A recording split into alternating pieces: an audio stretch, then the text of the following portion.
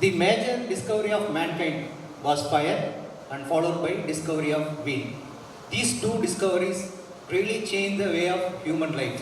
So far we have come across three industrial revolutions. The first industrial revolution was driven by advent of steam energy in 18th century. The onset of first industrial revolution was one of the most important event in the history of humanity. After some time, we saw the second industrial revolution because of the introduction of electricity and later combustion engines. These two led to rapid industrialization. Then there was a third industrial revolution. It was the era of electronics in mid-19th to late 19th century. We saw the development of microprocessor, computers, automation, and also there was a massive development in telecommunication. This revolution, in essence, it is still happening today, but we are in a transition to a new future with new set of rules and regulations. Every day, more and more companies are trying to be innovative and looking for ways to innovative. But innovation is not an easy task. Today I will be sharing few thoughts about the innovation and why we must keep improving ourselves. So what is education? So it's an educational institution. It's a process of giving or receiving systematic instruction. And this particular word education is derived from a Latin word called educare, which means bring up or draw out. And the great philosopher Socrates, who is credited as one of the founders of the Western philosophy, he says, I cannot teach anybody anything, but I only can make them think. Another great scientist, German-born physicist, Einstein Albert, he says, education is not the learning of the fact, but training of the mind to think. So the real purpose of education is to make students think. Of course, no introduction is required for this personality, Thomas Alva Edison, one of the prolific inventor, and he exerted tremendous influence on our modern life. He has a patent of 1093, either by himself or with the group. Which means what? If you take his average or human life, useful human life, let us say 25 to 55 years, almost every fortnight, that is every 15 days, he has filed a patent. So he says, if we did all the things that we are capable of doing, we can literally astonish ourselves. Your mind has all the power you need to get you anything that you really want in your life. So we can define innovation as a generation of new ideas, processes, or generational implementation of ideas, processes, product and services. The path to innovation can start almost anywhere. For example, Wright brothers. They wanted to, right from the young age, they wanted to fly. As a young man, both were operating to their business. They were operating a printing press and then bicycle repair shop. But they never lost their love of flying. After many unsuccessful attempts in 1903, they could able to fly for 12 seconds and traveled for 120 feet before landing. Sometimes innovation can be an unexpected result of a R&D project. Dr. Spencer Silver, he was a scientist working in 3M company. He was researching to develop a very stronger and tougher adhesive.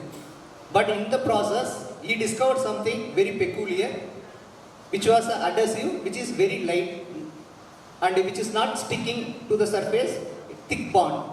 But he couldn't find any application for his invention. Meanwhile, another scientist working in the 3M company, he needed a bookmark so that he can put it onto the paper without damaging it. So partnering with Dr. Silver, they brought out these Post-it notes, which we use widely, such a effective communication tools, especially in government offices. So the path to innovation can start almost anywhere. And let us not forget, many innovations are imitation of nature's. One of the famous example is Velcro tape. George D. Mistral, he was a Swiss engineer. He observed one day this seeds of burdock plant. It got stuck to the his socks when he was walking in a mountain. Upon further investigation, he find it has got a tiny hook which got fashioned to the socks. So inspired by this, he has made this Velcro tape, which is a very simple solution. And early high-speed trains in Japan, they created a sonic booms when they are exiting the tunnels due to the buildup of air pressure when it is traveled through the tunnel. So this loud burst of air created a nuisance to the local residents. So this particular GM, general manager working in the technical department, he was a keen bird watcher. So one day he noticed this kingfisher bird when it dives into the water to catch a prey that barely make any splash of water.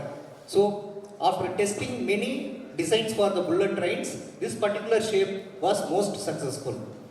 A problem found in the early LED lights was the reduced light efficiency because lights are reflected back inwards and reducing the brightness. A Chinese PhD student, one day he observed fireflies have a asymmetric microstructures in their lantern which allows for the greater interaction of light to the surface, thus trapping the less light. And applying these microstructures have resulted in improving the light efficiency. And people were thought that a smooth blade would be the most efficient design for the wind turbine blades. However, when researchers from Harvard University, they were observing these humpback whales, they noticed that they moved very quickly through the water with lot of efficiency. The reason is due to the bump which is available on the fins. So by now they have adopted the same thing. Nowadays you can see all the wind turbine blades with this same bumps. So what is creativity? It is the phenomenon of thinking beyond set boundaries and one's ability to make new things and generate new ideas. It has got three components. One is knowledge, another one is critical thinking, and next one is the motivation. So what is knowledge? It encompasses everything known to a person, whether it is received from a formal education or through interaction or through practical experience. And then comes the critical thinking, how imaginatively, flexibly one approaches a problem, and then the motivation. It is driven by the deep interest or involvement of work or personal sense of challenge or the curiosity. If you look at knowledge and critical thinking, it is in individual's mind. But what is most important to the outcome, what people actually do is mainly because of the motivation. So I will give you one example for all these three components. So what is motivation? The extent to which persistent effort is applied towards your goal. So the first aspect refers to the effort. That means the amount of effort applied with reference to the appropriateness of the objective being pursued. For example, if you want to be a regular morning walker, the amount of effort required is something. But at the same time, if you want to be a mountain climber, the effort required must be different from the normal walker. So the amount of effort required is with respect to your objective being pursued. And then the persistence, the willingness of the individual to stay with the task until it is combined. And last two things are your direction and goals. I will give you one example for effort and persistence and direction and goals. This gentleman name is Karoli Takacs. He is the first shooter to win 2 Olympic gold medals. So what is so great about it? We have seen many athletes like Michael Phelps and Usain Bolt. They won multiple gold medals, but the circumstances under which he won makes it special. He was serving in Hungarian army. His childhood dream was to win an Olympic medal. So in 1938, so he was preparing for the 1940 Olympic event. Just 2 years before, during an army drill, one faulty grenade exploded in his right hand, which is his dominant hand. So he lost all his fingers, severely damaged. So he cannot hold the pistol anymore. So, but he was disappointed, but equally he was determined enough. So immediately after discharging from the hospital, he started practicing with his left hand secretly. to represent a country, so he has to be a national shooting champion. So within 1 year, he won the national shooting championship and he was waiting for the 1940 Olympic. But unfortunately, both 1940 and 1944, both the Olympic events were cancelled due to the World War II. So he was getting aged. Body reflexes are very, very important for at the highest level. So even then, he was kept practicing, and in 1948 event, at the age of 38, he won the first medal in the rapid pistol fire event. And then he went on to repeat in the 1952 Olympic event. So he is celebrated for his perseverance and message of turning setbacks into opportunities. So that is why he is so special. And then direction and goals. How direction and goals is important not only to an individual but to even our country. See, leaders are different from average persons because they have a vision. So we had one great visionary, Bharat Ratna Dr. APJ Abdul Kalam. DRDL was fortunate enough to have him as a director. So immediately after independence in 1958, one small weapon development team was constituted by Government of India that was later moved to Hyderabad. That would become the Defense Research and Development Lab, presently where I am working. So in the initial days in 1970s, we started off with a project called Project Valiant and Project Devil, which were subsequently terminated. So those were the initial days where the many critical technologies like the propulsion, aerodynamics, control, so many things were we were trying to establish. In the early 1980s, our country top leadership, they felt the importance of the weapon system to protect ourselves from our adversaries.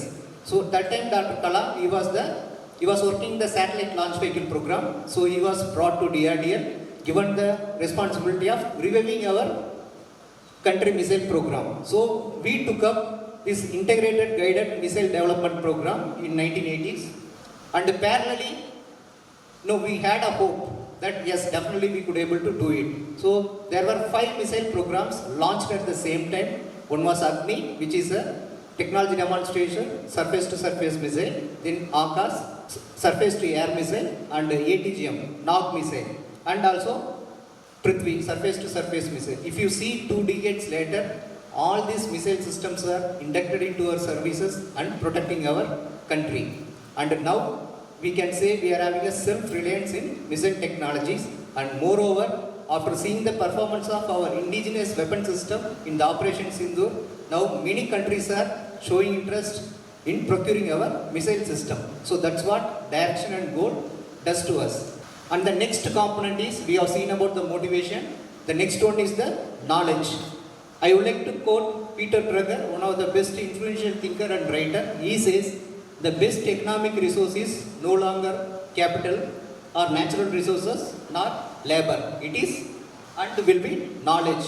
The present revolution is driven by the knowledge, and we are seeing the transformation from the resource intensive to the knowledge intensive economy. So the future, it will be by the knowledge.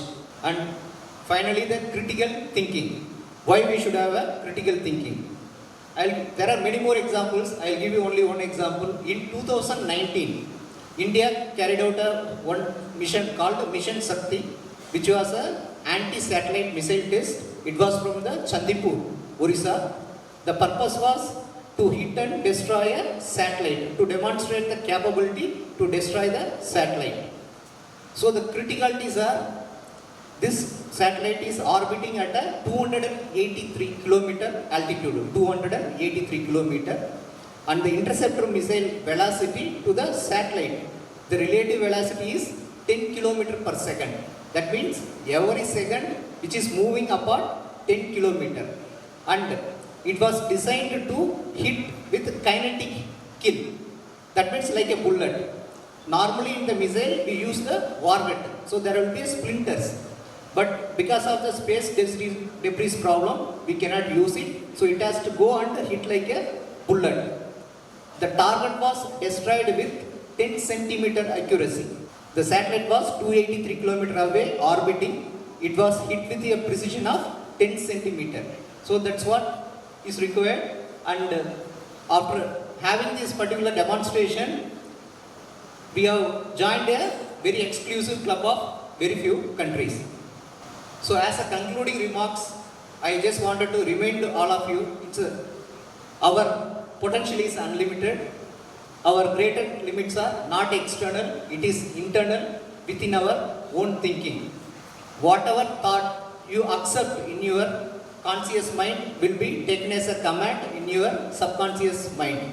In our brain, there is a small finger-like organ called reticular cortex. It is like a telephone switchboard. It takes information from the outside and passes on to your conscious mind as well as to your subconscious mind. For example, it works on the basis of what you feel important to you, so that it takes it as a command and it tries to move you towards your goal. For example, if you wanted to have one red color sports car, so the reticular cortex understand that is your desire. It takes it as a goal and you will begin to see the sports car everywhere.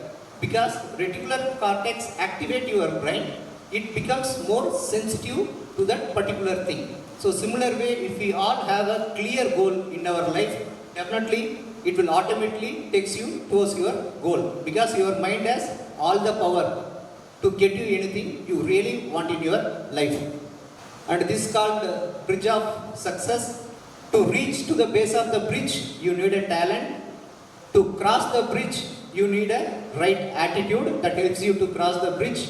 If you want to retain the success, you need the character.